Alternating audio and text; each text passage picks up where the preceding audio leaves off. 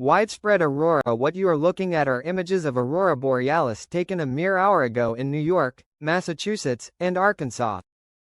If you were to simply go outside in 49 of the 50 U.S. states right now, sadly not Hawaii, you are likely to see spectacular and strong aurora. This aurora is expected to peak moments from now, and remain at high levels between 1 and 6 a.m. Coordinated Universal Time on October 11, 2024, translating to 6 to 11 p.m. tonight in California, 9 p.m. to 2 a.m. on the U.S. East Coast, 3 to 8 a.m. in Germany, 12 to 6 p.m. in Melbourne, and 2 to 7 p.m. in Wellington. This aurora will be seen as both the northern and southern hemisphere across a whopping 22.7% of the planet.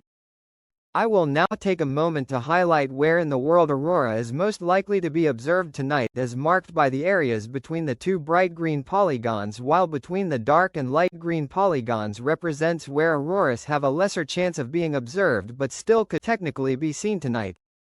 Of course, these rough charts assume an observation time at the peak of the aurora's intensity and that this peak occurs during night rather than daylight hours. Aurora-caused auroras, for context, are created when highly charged particles released by the sun slam into Earth's magnetic field, which then flow down towards the magnetic poles. Once these particles reach the upper atmosphere, specifically in the thermosphere, they interact with various gas particles present where they shed some of their energy, causing the atoms to react and release a photon, producing light. Different gases and altitudes in the atmosphere produce different colors during this reaction, with oxygen often creating the color green at 100 to 300 kilometers altitude, red or pink being generated by oxygen at 300 to 400 kilometers elevation or nitrogen at around 100 kilometers altitude, and purple and blue being generated by helium and hydrogen molecules.